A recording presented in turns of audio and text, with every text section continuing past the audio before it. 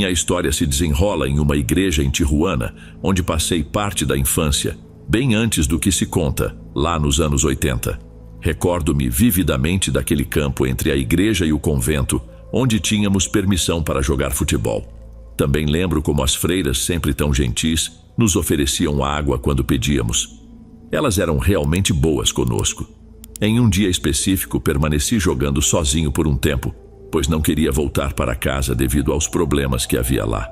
Acabei encontrando um garoto que também estava sozinho, esperando por seus pais, que conversavam com o padre. Já era noite quando paramos, exaustos e cobertos de poeira. Embora soubéssemos que não deveríamos estar ali depois do anoitecer, pedi que ele me acompanhasse até a porta do convento para pedir água às freiras. Antes mesmo que batêssemos, a porta se abriu. Uma freira muito idosa nos perguntou o que precisávamos. Ela estava vestida de maneira diferente das outras que eu costumava ver ali, o que me levou a pensar que talvez fosse a Madre Superiora. Pedimos água e ela nos pediu que esperássemos. Em seguida, voltou com 2 jarros de barro cheios de água fresca. A água estava tão boa que me peguei pensando se não seria água benta. Depois de bebermos, devolvemos os jarros e ela fechou a porta. Lá dentro, tudo estava escuro e imaginei que, a essa hora, a maioria das freiras já estivesse dormindo. Os pais do garoto saíram da igreja e o chamaram. Estava muito escuro e eu já não tinha mais desculpas para ficar do lado de fora. Então finalmente voltei para casa. Fui repreendido por chegar tarde e não voltei à igreja para jogar futebol até quase uma semana depois. Mais uma vez, a noite caiu e todos se foram, mas eu não queria voltar para casa. Sentei-me na calçada e, embora não estivesse com sede, lembrei daquela água das freiras, de como era fresca e do bem-estar que me proporcionou. Decidi então aproveitar a gentileza delas e fui novamente até a porta para pedir um pouco de água, mas ninguém apareceu. Toquei a campainha outra vez e nada. De repente, percebi uma silhueta se aproximando por trás de mim, vindo do campo escuro onde costumávamos jogar. Era uma freira que eu conhecia bem, aquela que sempre parecia estar zangada, o que sempre me causava medo. Ela perguntou de forma ríspida o que eu fazia ali, tocando a campainha àquela hora. Respondi que só queria um pouco de água. Ela disse que a essa hora não poderiam me dar água, que todas já estavam dormindo. Só ela estava fora, cuidando de algumas tarefas, mas disse que era muito impróprio da minha parte ir bater tão tarde. Eu mencionei que dias antes alguém havia atendido à porta a essa mesma hora e me dado água. Ela estava prestes a fechar a porta na minha cara, mas ao ouvir isso parou, voltou a abri-la e perguntou se eu estava falando a verdade. Confirmei que sim. Ela quis saber quem havia aberto e descrevi a freira idosa e suas vestes. Por um instante um sorriso triste surgiu em seu rosto e seus olhos se encheram de lágrimas, mas logo ela voltou à sua expressão séria. Disse que não havia nenhuma freira como a que descrevi e que eu não deveria tocar a campainha tão tarde. Isso foi tudo o que vi, mas depois fiquei sabendo que naquela primeira noite tive contato com algo muito estranho. Naquela época, várias crianças que jogavam lá à noite já haviam avistado essa freira, cujas vestes eram de outra era, observando-as da escuridão. A lenda da freira que aparecia à noite era bem conhecida, por isso ninguém permanecia lá depois do pôr do sol. No entanto, de todas as pessoas que conheci, apenas aquele menino que vi uma única vez, e eu tivemos contato direto com ela, chegando até a beber da água que nos ofereceu.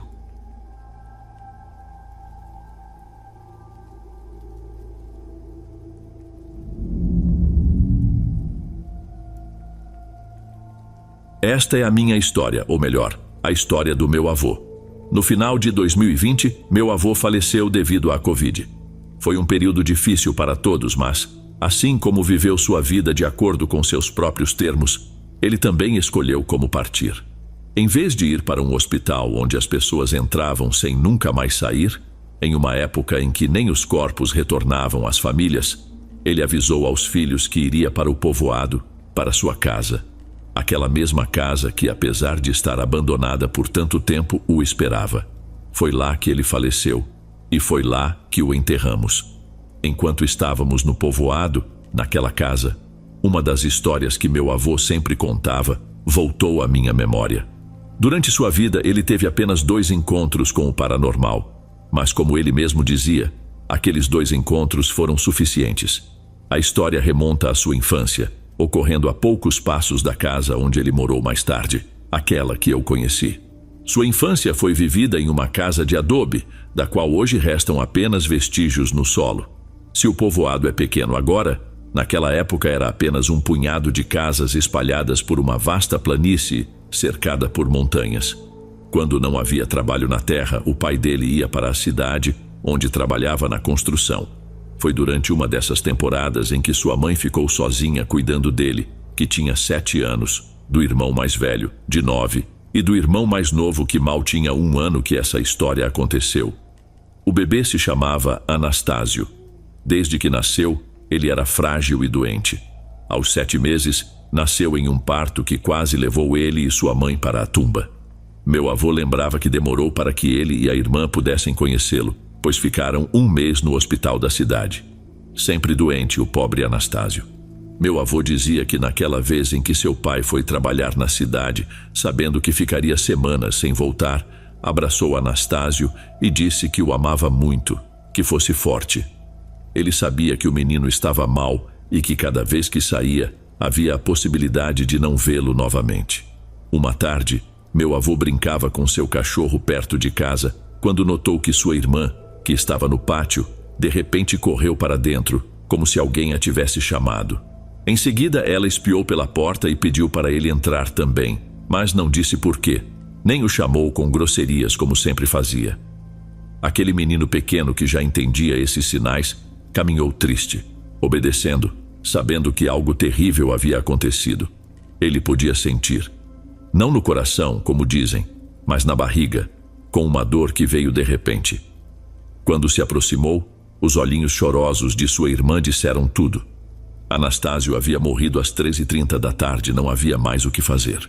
Sua mãe o alimentou e o abraçou, e eles ficaram adormecidos naquela cadeira que ele gostava, onde o sol entrava pela janela. De repente, o menino deu um suspiro longo e se foi.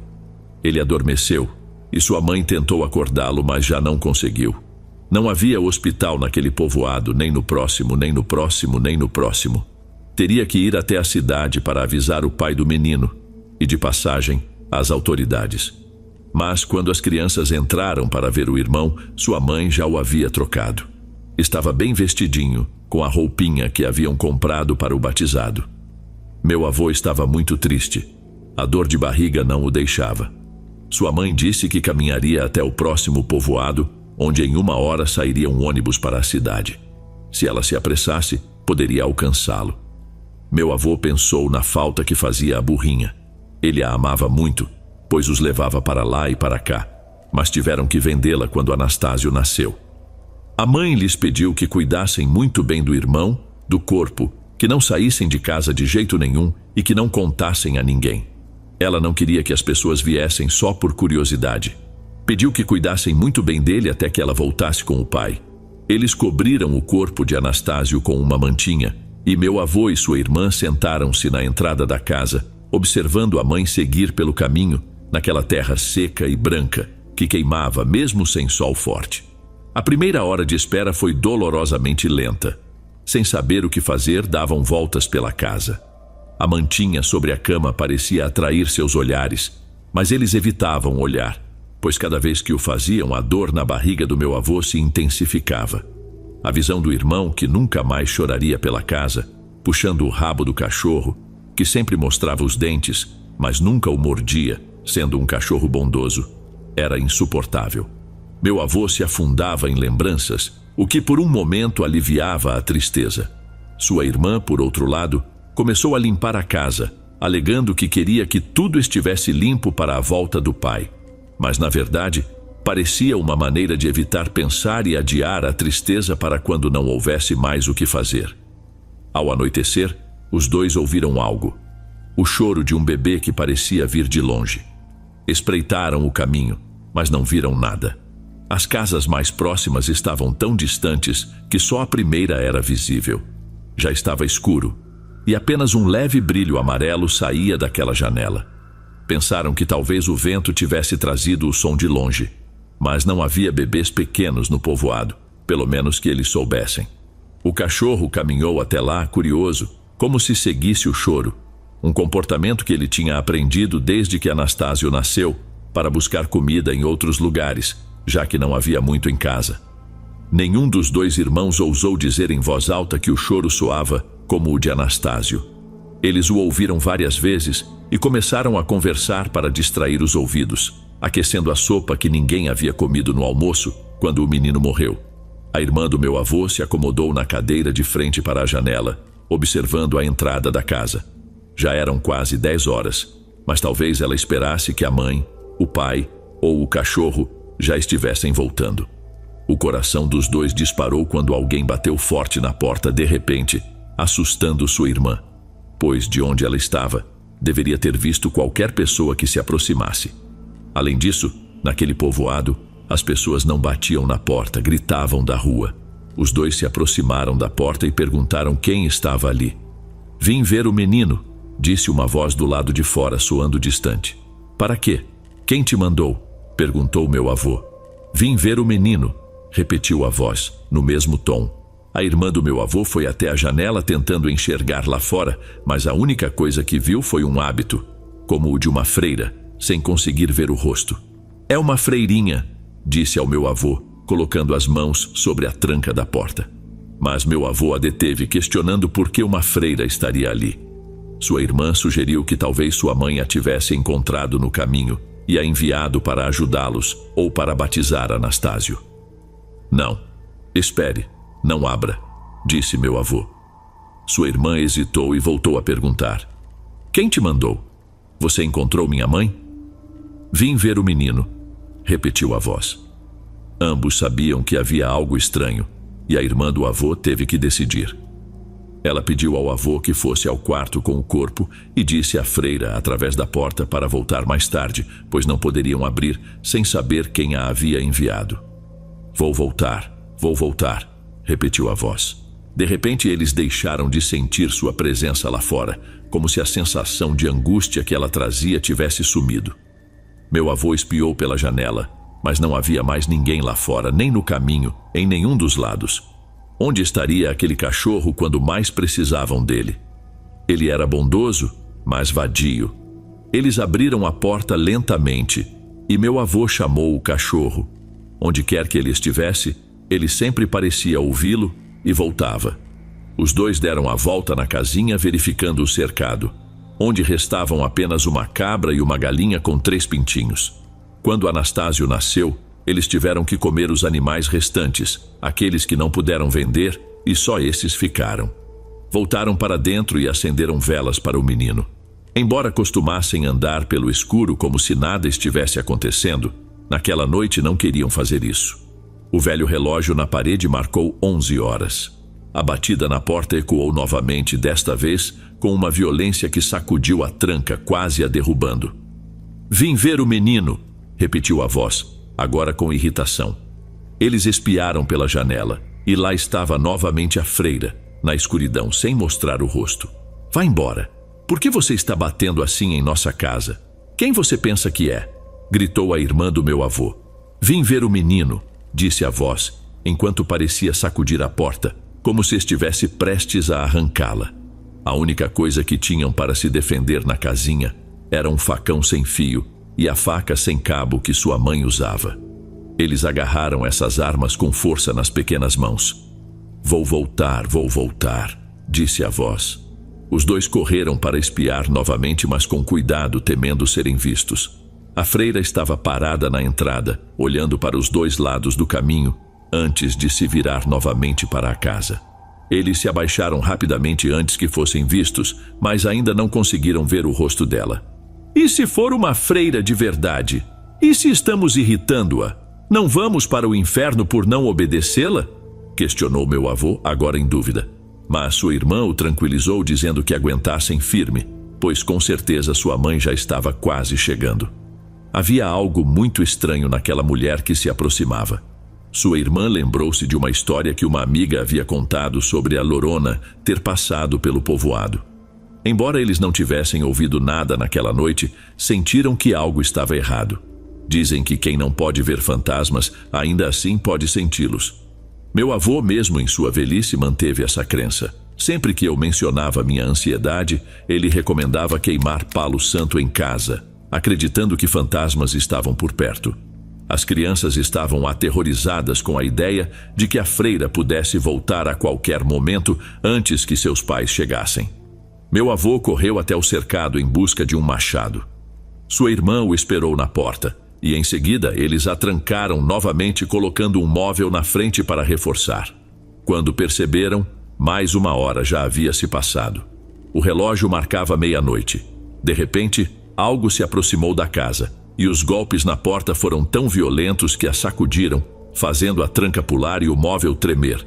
A casa inteira parecia vibrar a ponto de começar a cair pó do adobe. "Vim buscar o menino", disse a voz.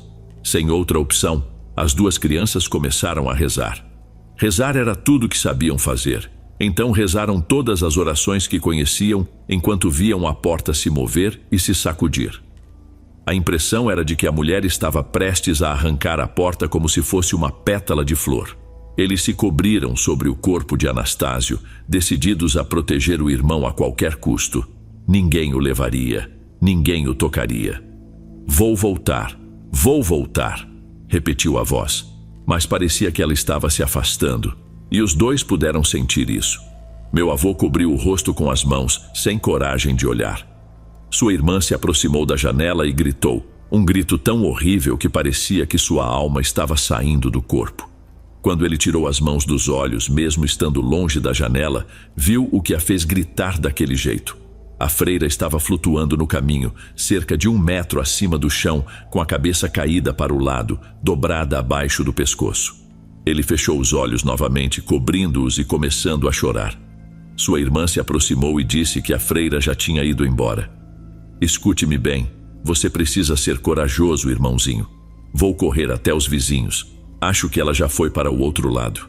Vou acordá-los, gritar e pedir ajuda. Se ela voltar, vai entrar. Eu preciso ir e voltar antes que ela regresse."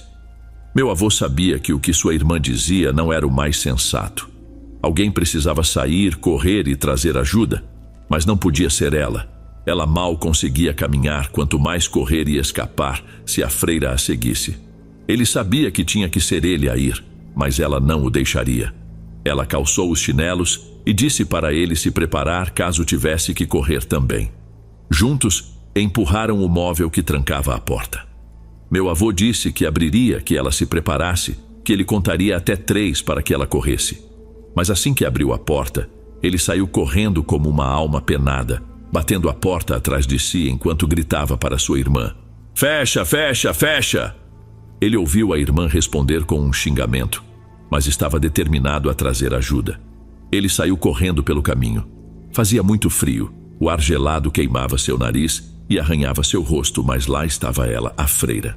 Ele a ouvia perto, sentia sua presença logo atrás, imaginava-a flutuando pelo caminho, mas não se atreveu a olhar. Continuou correndo, respirando pela boca, esforçando-se ao máximo. De repente, algo se mexeu entre os galhos ao seu lado.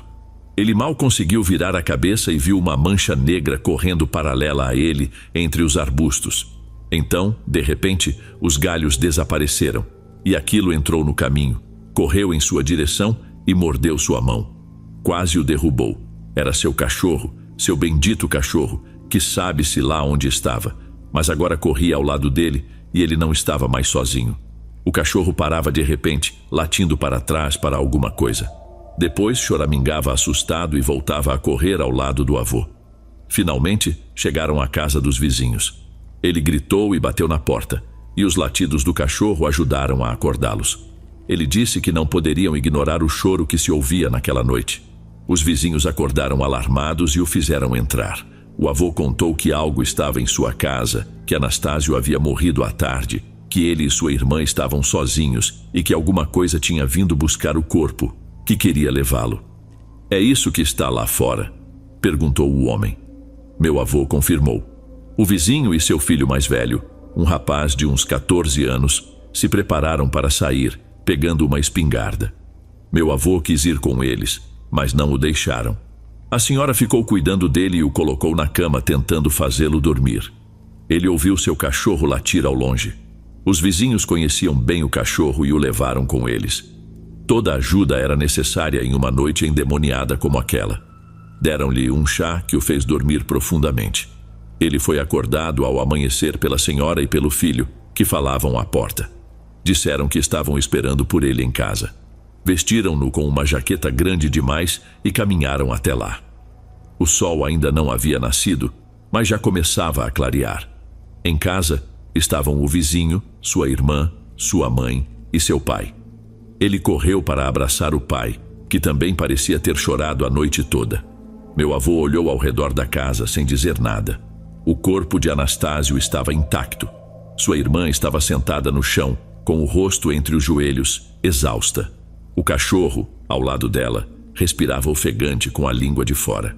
Eles foram iluminados pelo primeiro raio de sol que entrou pela janela. Foi então que meu avô notou uma marca de tiro de espingarda na porta. Ele pensou no vizinho e olhou para ele. O homem tinha olheiras profundas e a pele mais pálida que papel, com o olhar perdido. Eles levaram Anastásio juntos para a igreja do povoado vizinho, para batizá-lo e realizar sua missa, e depois foram enterrá-lo. Meu avô lembrava que seu pai e o vizinho colocaram pedras pesadas sobre a caixinha de madeira onde ele foi sepultado, pois não havia dinheiro para um caixão. Colocaram as pedras de forma que ninguém pudesse removê-las.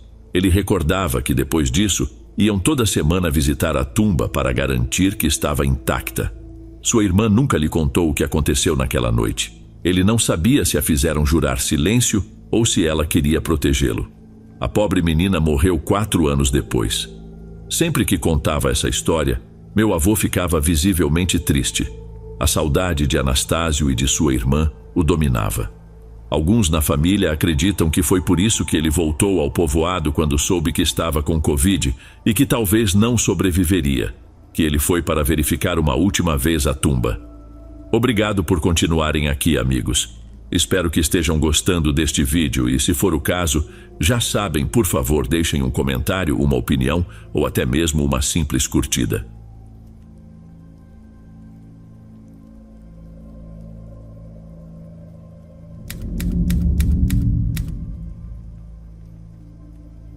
Esta é a lenda do povoado dos meus pais, um lugar que hoje não passa de ruínas, pouco mais de 1 hora de León. Desde a infância, meus pais ouviam falar de um convento abandonado. Contavam que havia sido habitado por freiras clarissas no século passado. Embora ainda estivesse sob a administração da igreja, sua finalidade havia mudado para algo muito reservado. Ninguém sabia ao certo o porquê. O fato é que, quando alguém no povoado ficava muito doente e desenganado, era levado para lá. Havia, segundo diziam, uma imagem milagrosa. Quando meus pais estavam na adolescência, um grande escândalo abalou o centro do povoado. 2 ladrões apareceram chorando, implorando por perdão. Ainda não se sabia o que haviam feito, mas foram presos enquanto as investigações começavam. Gente da igreja os perseguia, e foi então que a verdade veio à tona.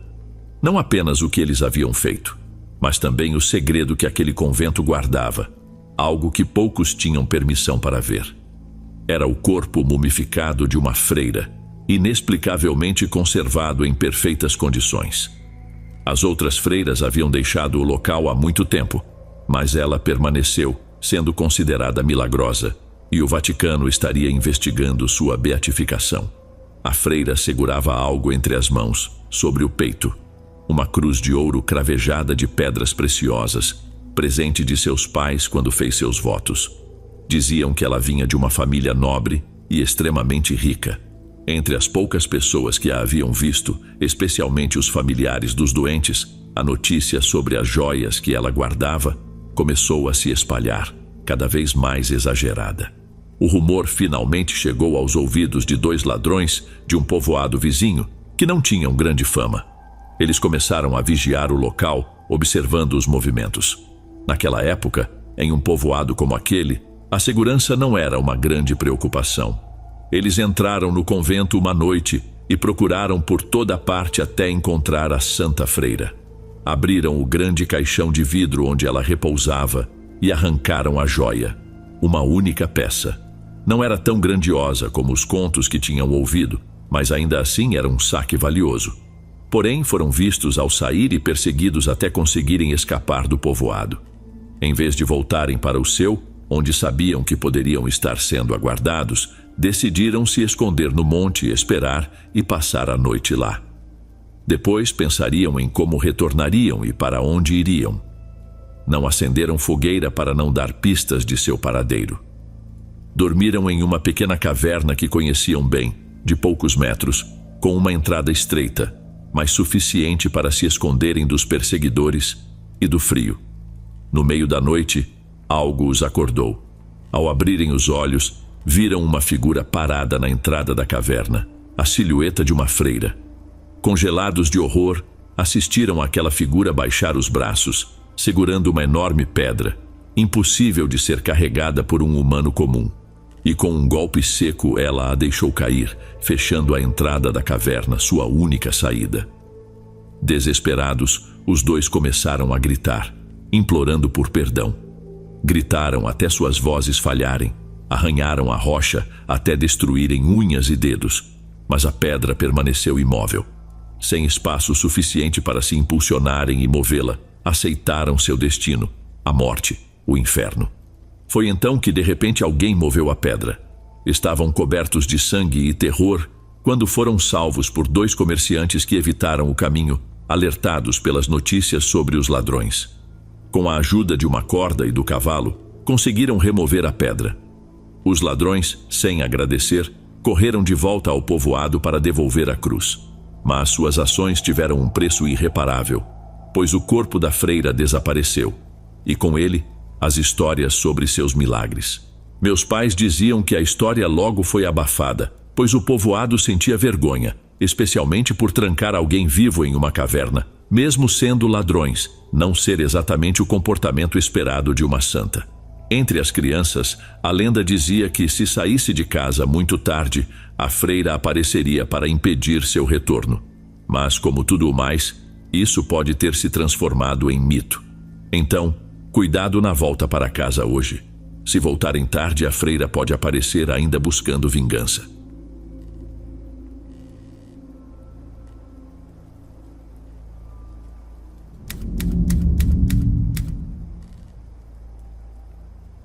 Olá, amigos. Quero compartilhar uma história que aconteceu comigo e com alguns colegas de catecismo quando éramos crianças. Eu tinha 10 anos na época, sendo um dos mais velhos do meu grupo. Hoje, com 28 anos, ainda me lembro de tudo como se fosse ontem. E cada vez que conto essa história, sinto arrepios, pois o terror que senti naqueles dias ainda me acompanha.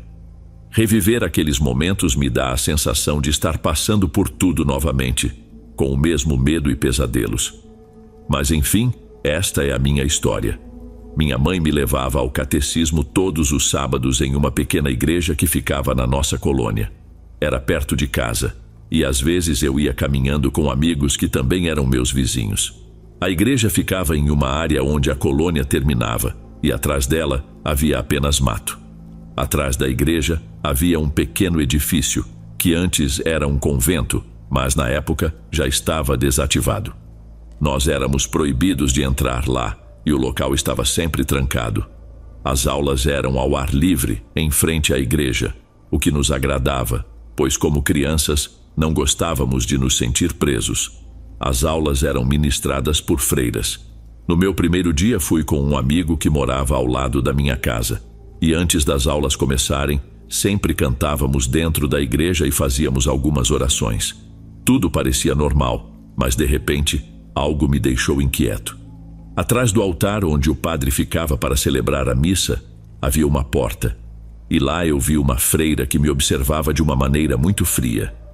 Era uma mulher pálida, de olhos profundamente negros, que não tirava os olhos de mim, o que me incomodou bastante. Comentei com meu amigo e ele também a viu. Ele disse que talvez fosse a chefe das freiras, pois, como crianças, não sabíamos que o termo correto era Madre Superiora. Como era nosso primeiro dia, pensamos que ela estava apenas supervisionando o trabalho das outras freiras. Não pensamos em mais nada, mas concordamos em uma coisa. Ela era muito imponente e nos dava muito medo. A aula começou e nós seguimos para o pátio com nossa catequista, uma freira muito jovem e de bom humor, que todos gostávamos. Ela sempre nos fazia colorir, o que era divertido. Estávamos justamente desenhando quando meu amigo me cutucou. "Olha, vira!" Ele apontou para o edifício atrás da igreja, e lá estava novamente aquela freira parada, nos observando. Sabíamos que era a mesma, pois estávamos perto o suficiente para reconhecer seu rosto pálido e a maneira assustadora como nos olhava, sem se mover ou piscar. Aquilo gelava o sangue, especialmente sendo crianças de apenas 10 anos. Eu disse ao meu amigo para não olharmos para ela. Quem sabe assim ela parasse de nos encarar, pois estávamos realmente apavorados. Continuamos a colorir e após alguns segundos, quando voltei a olhar, a freira já não estava lá. Durante o intervalo de 30 minutos, enquanto deveríamos estar comendo, aproveitávamos para jogar futebol com nossos colegas e crianças de outros grupos. Eu estava no gol, de costas para a igreja e o edifício abandonado. De repente, uma criança chutou a bola com muita força e ela foi parar no terreno do edifício. E claro, coube a mim ir buscá-la. O medo me consumia, mas não queria demonstrar ou dizer nada para não ser motivo de piada. Vocês sabem como as crianças podem ser cruéis nessa idade. Juntei toda a coragem que tinha e fui atrás da bola. Caminhei até onde ela deveria estar, mas cada vez que me afastava dos meus colegas, o medo aumentava. Procurava pela bola, mas não a encontrava em lugar algum. A essa altura, eu já estava atrás da igreja, fora da vista dos meus amigos, e eles não podiam me ver, assim como eu não podia vê-los. Continuei procurando a bola por todos os lados, olhando para o chão, mas de repente me ocorreu levantar a cabeça. O que vi então gelou meu sangue e me deixou paralisado por alguns segundos. Em uma das janelas daquele edifício abandonado, lá dentro, estava a mesma freira aterrorizante, com o mesmo rosto pálido e os olhos negros penetrantes. Ela me observava, segurando a bola nas mãos. Quando a vi, fiquei completamente imóvel.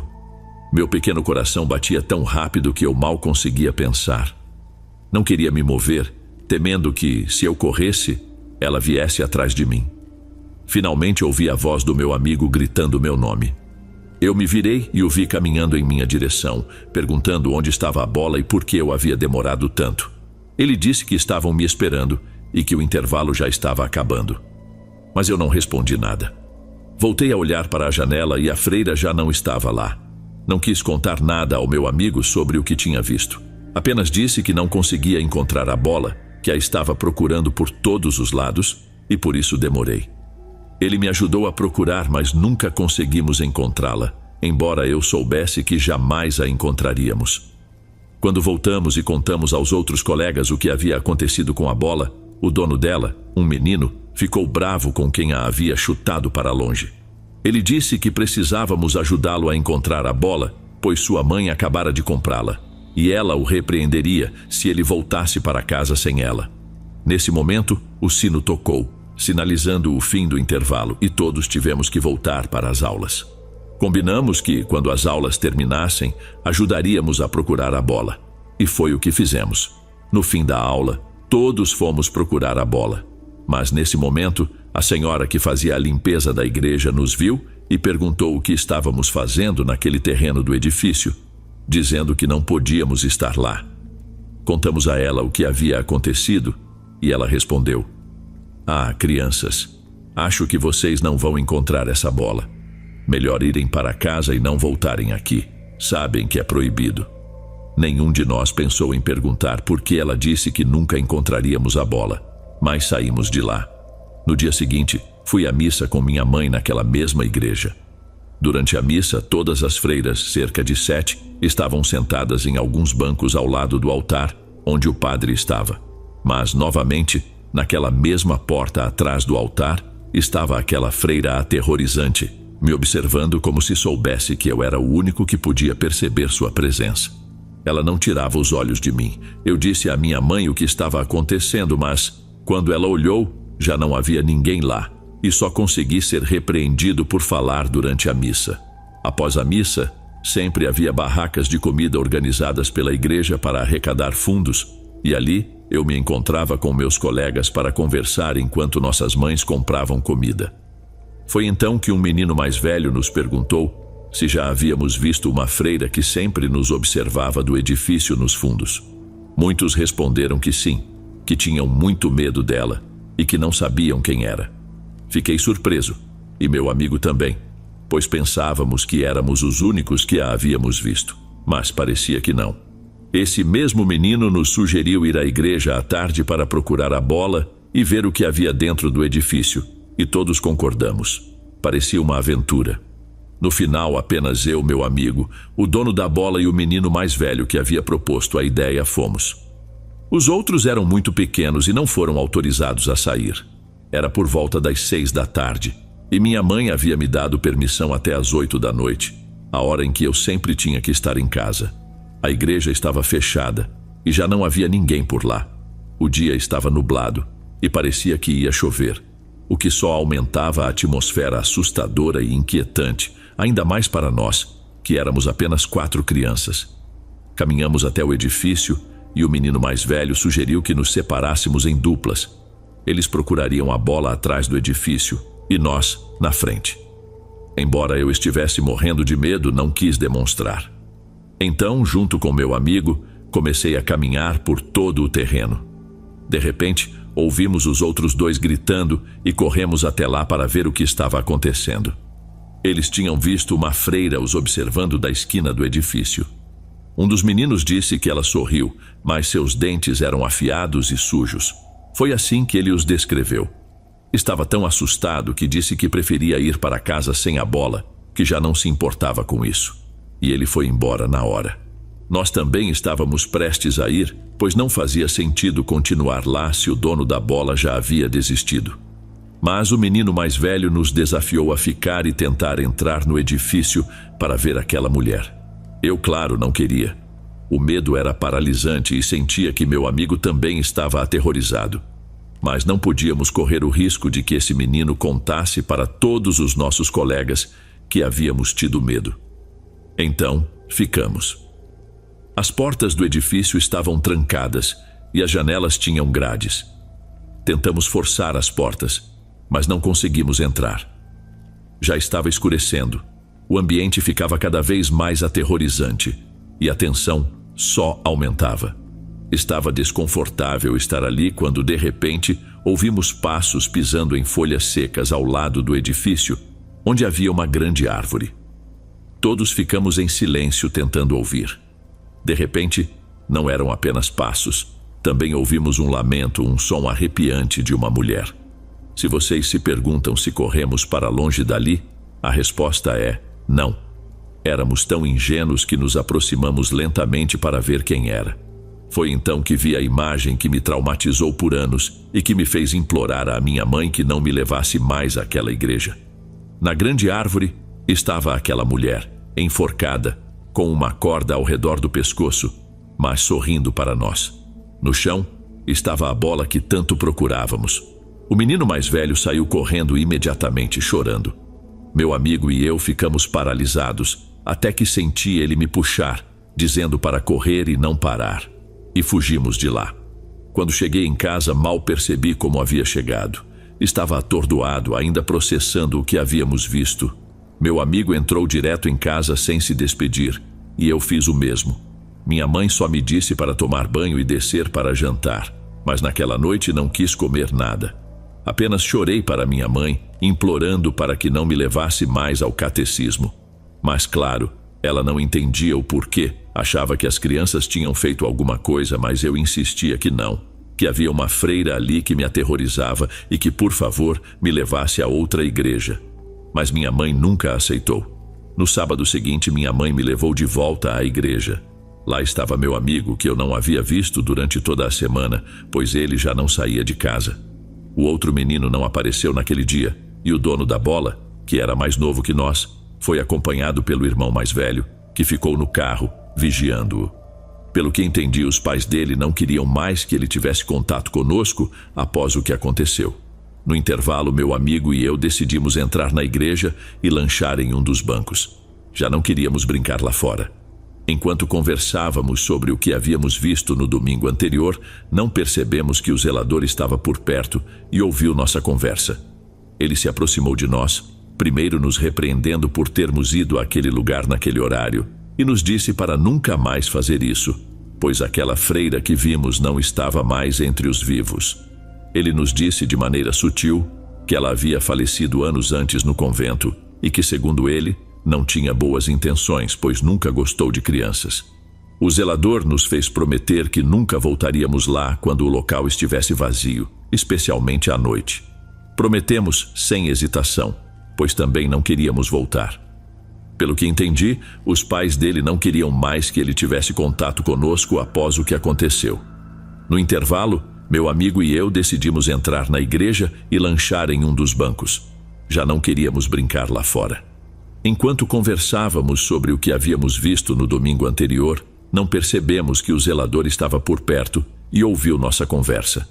Ele se aproximou de nós, primeiro nos repreendendo por termos ido àquele lugar naquele horário, e nos disse para nunca mais fazer isso, pois aquela freira que vimos não estava mais entre os vivos.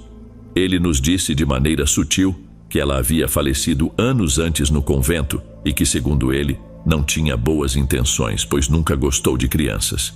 O zelador nos fez prometer que nunca voltaríamos lá quando o local estivesse vazio, especialmente à noite. Prometemos, sem hesitação, pois também não queríamos voltar.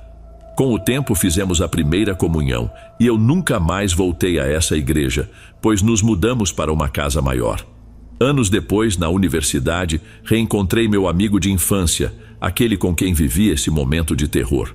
Nos reconectamos e um dia a conversa sobre o que nos aconteceu veio à tona.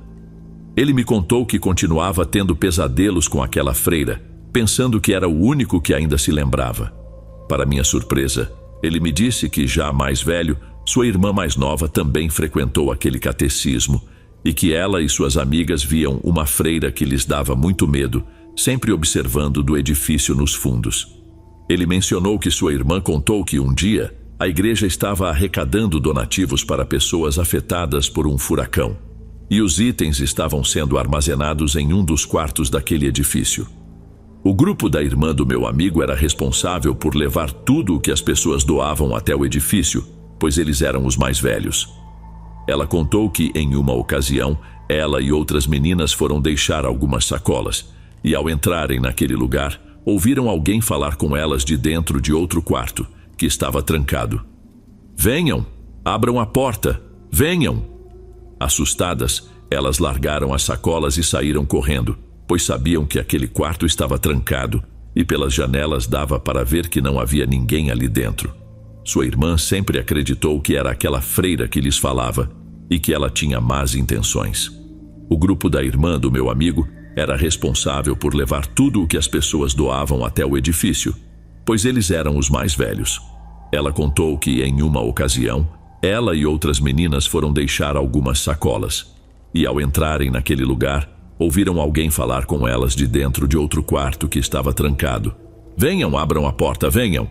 Assustadas, elas largaram as sacolas e saíram correndo, pois sabiam que aquele quarto estava trancado, e pelas janelas dava para ver que não havia ninguém ali dentro.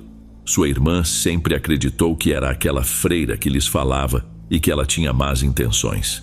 Fiquei profundamente impressionado ao ouvir isso, pois não esperava saber que aquela freira ainda estava por lá. Meu amigo me disse que jamais voltaria àquele lugar, pois sua irmã contou que a freira que dava aulas para elas tinha apenas 17 anos e que suas amigas sempre conversavam com ela nos intervalos. Foi assim que descobriram a história da freira que rondava o lugar. Segundo elas, a mulher se chamava Rafaela e nunca quis ser freira. Diziam que seus pais a colocaram no convento desde jovem para se livrar dela, pois não a queriam. Sem ter para onde ir, ela não teve escolha a não ser aceitar a vida religiosa, mas um dia descobriu que estava grávida. Quando a Madre Superiora descobriu, a expulsou. Rafaela implorou para ficar, dizendo que se livraria da criança, mas isso foi ainda mais repulsivo para a Madre Superiora, que jogou suas coisas pela janela e a expulsou numa noite de inverno, quando o frio cortava os ossos. No entanto, ela nunca foi embora. No dia seguinte, encontraram Rafaela enforcada naquela árvore que ainda está lá. Parece coisa de filme de terror. E depois de ouvir essa história, meu medo de lembrar o que vivi só aumentou, especialmente ao recordar o rosto frio e malvado daquela freira. Depois de tantos anos, não duvido que Rafaela ainda esteja naquele lugar, pois acredito que as pessoas que tiram a própria vida nunca conseguem transcender, ficando presas onde cometeram o ato. E aqui estou eu, como testemunha de que isso é real.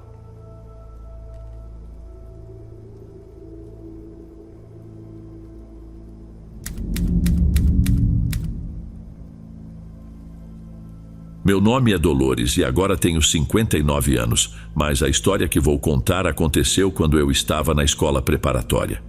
Meus pais viajavam constantemente por motivos de trabalho e tinham dificuldades para me deixar sozinha por tanto tempo.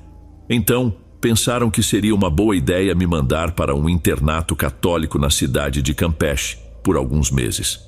Durante meu tempo no convento, algumas das freiras que nos davam aulas eram muito gentis, mas outras, como a Madre Superiora, eram pessoas com quem você não queria ter problemas.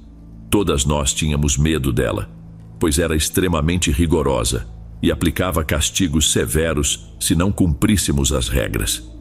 Naquela época, tudo era diferente. Nossos pais permitiam que nos dessem esses castigos, pois acreditavam que isso era o correto. Naquele tempo, eu tinha um grupo de 4 amigas com quem me divertia bastante. Uma delas, Tânia, que era a mais atrevida de todas, às vezes nos convencia a sair à noite do dormitório e ir beber no pátio traseiro do convento, onde havia um prédio de dormitórios abandonado. Ninguém jamais ia até lá. O lugar era escuro e afastado dos quartos onde os membros do convento dormiam. A verdade é que as 4 de nós estávamos no internato por obrigação e cansadas de estar trancadas o dia todo. Então, às vezes íamos até lá à noite para beber o que a irmã mais velha de Tânia trazia escondido durante as visitas. Em uma dessas noites, estávamos conversando tranquilamente, rindo e bebendo do lado de fora desse edifício abandonado, quando de repente Sofia, outra das minhas amigas, parou de rir e ficou olhando fixamente para uma das janelas daquele edifício e disse: "Meninas, vocês podem ver aquilo?" Todas nós viramos e à luz fraca que a lua refletia, temos certeza do que vimos. Uma freira nos observava com olhos esbugalhados, mas o que vi imediatamente foi o seu sorriso, tão grande que parecia que ela estava se esforçando muito para manter aquela expressão, como se fosse sua maior emoção nos encontrar. Mas, mais do que isso, era uma expressão de fúria. Nossa única reação foi correr de volta ao dormitório. Deixamos as garrafas e todos os vestígios de nossa escapada naquele lugar. Estávamos tão assustadas porque sabíamos que seríamos punidas e nossos pais seriam informados e até poderiam nos expulsar.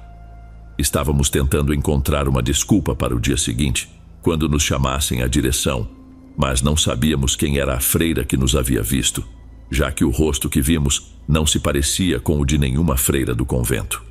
No dia seguinte já estávamos prontas para enfrentar as consequências, mas, para nossa surpresa, ninguém nos chamou. Não houve nenhuma advertência, como se nada tivesse ocorrido. Ficamos espantadas, pois sabíamos que a situação era grave. Primeiro por termos saído durante o horário proibido, e, mais sério ainda, por termos consumido álcool. Os dias se passaram e, apesar de tudo, Tânia nos convenceu a sair novamente à noite, desta vez para um encontro tranquilo, sem álcool, apenas para nos divertirmos um pouco, já que desde aquele incidente não havíamos mais saído. Estávamos confiantes de que a freira que nos viu naquela noite tinha decidido não nos denunciar. Parece ingênuo, mas sim, acreditamos nisso. Tânia nos levou novamente àquele prédio, mas por algum motivo, naquela noite o ar parecia mais frio e o ambiente estava mais carregado. Eu não conseguia me livrar dos calafrios e de uma sensação crescente de angústia. Todas concordamos que havia algo de estranho no ar. Estávamos comentando sobre isso quando ouvimos um som vindo do prédio abandonado, como se alguém tivesse batido em uma porta. Eu estava aterrorizada, mas Tânia tentou nos acalmar, sugerindo que devia ser algum animal, pois havia janelas quebradas por onde poderiam facilmente entrar. Porém, Olivia, outra de minhas amigas, não se convenceu e sugeriu que investigássemos. Poderia ser uma aventura divertida. Eu lhes disse que estavam loucas se achavam que eu entraria lá, onde mal conseguíamos ver por onde andávamos. No entanto, acabaram me convencendo e, além disso, eu não queria ficar sozinha lá fora, o que me assustava ainda mais. Entramos por uma janela próxima ao lugar onde estávamos sentadas. Eu fui a última, segurando a mão de Tânia. Abrimos a porta lentamente. Mal conseguíamos enxergar com a pouca luz natural que entrava do pátio. Tudo estava coberto de poeira, com insetos mortos, móveis velhos, lixo e um cheiro de podridão. Subimos as escadas que rangiam assustadoramente, pois o barulho havia vindo do segundo andar. Em um quarto que tinha camas antigas, tudo estava muito sujo e parecia ter sido o dormitório de uma freira, já que havia muitos crucifixos nas paredes e rosários antigos sobre os móveis. No entanto, notei que na parede havia algo escrito em outro idioma, com símbolos que eu desconhecia. As cruzes tinham uma forma ligeiramente diferente da que conhecemos. Este era o quarto de onde havíamos visto a freira nos observando pela janela. Eu estava cada vez mais nervosa. Só queria que acabassem logo com essa aventura para podermos ir embora. Depois, deixamos aquele dormitório e seguimos pelo corredor principal, onde havia mais quartos. Tânia e Sofia se afastaram para explorar o andar de baixo, enquanto eu permaneci com Olivia, que queria descobrir o que havia nas outras portas. Quando saímos do quarto, ouvimos passos vindos do final do corredor. Olivia e eu pensamos que eram nossas amigas voltando, então nos aproximamos. Mas no fundo do corredor, onde a escuridão era quase total, vimos uma freira nos observando. Sua silhueta era vaga, mas reconheci o mesmo sorriso irado que nos deu naquela noite, acompanhado de um olhar inquietante. O rosto dela irradiava um terror que nos paralisou.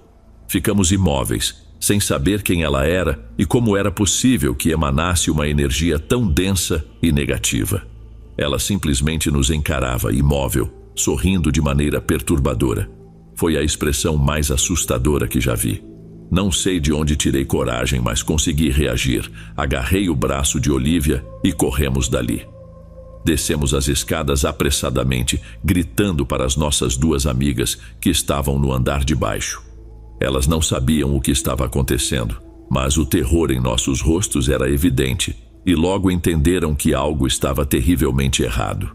As quatro saímos correndo e voltamos diretamente para o dormitório.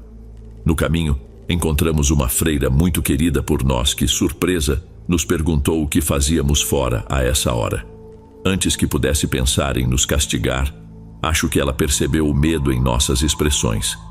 Olivia, sem hesitar, a interrompeu e relatou tudo o que havia acontecido no edifício.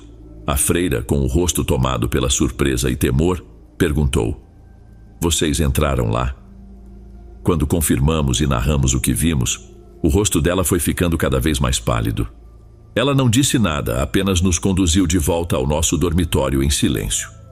Quando chegamos, nos prometeu contar algo que aconteceu há quase 40 anos, quando ela havia acabado de ingressar no convento, mas deixou claro que o faria apenas para garantir que nunca mais nos aproximássemos daquele prédio, especialmente à noite.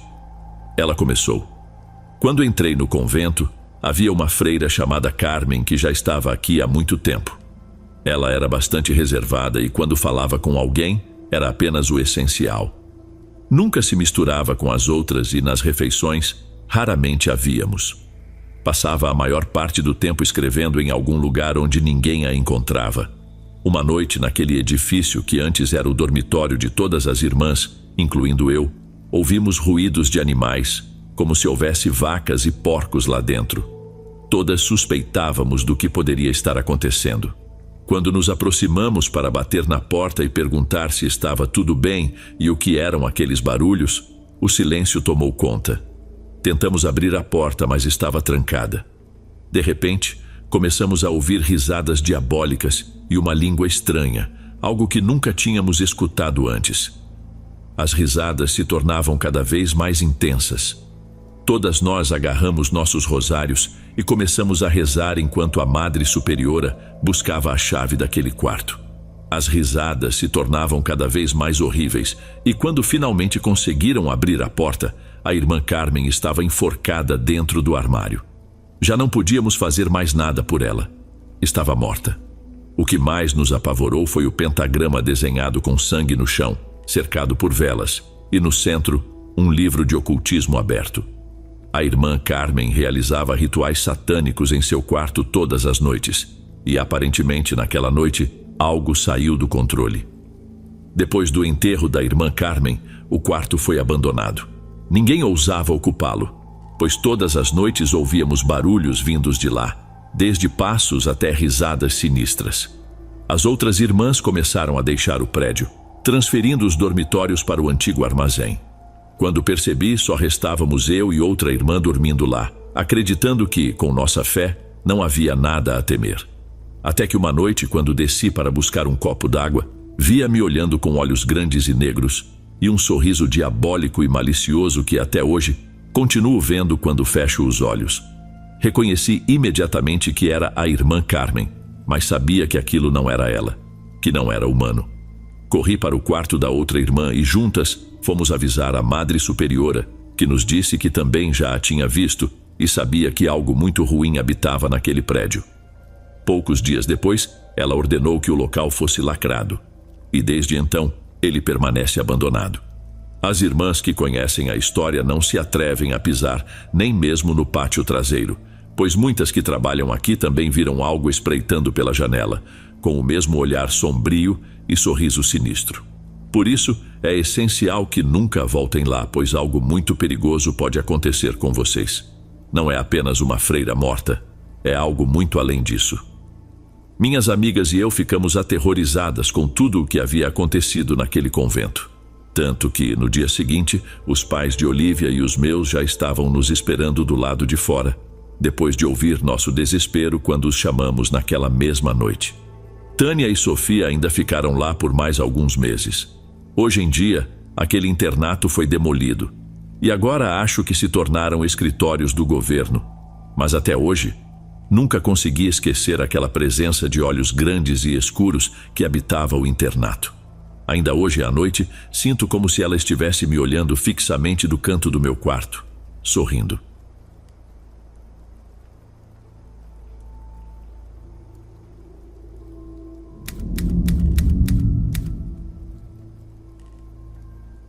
As gotas de chuva batiam contra as janelas, enquanto o vento encontrava uma pequena brecha, produzindo um assobio que nos distraía da voz monótona da irmã Martina. Era uma tarde desoladora no final de setembro. A última aula do dia já havia terminado, mas por algum motivo fomos tiradas dos dormitórios e reunidas em uma única sala. Havia algo estranho no ar, algo além das nuvens pesadas que cobriam o céu e da terrível tempestade que estava prestes a se abater sobre o internato. Algo ruim tinha acontecido, sem dúvida.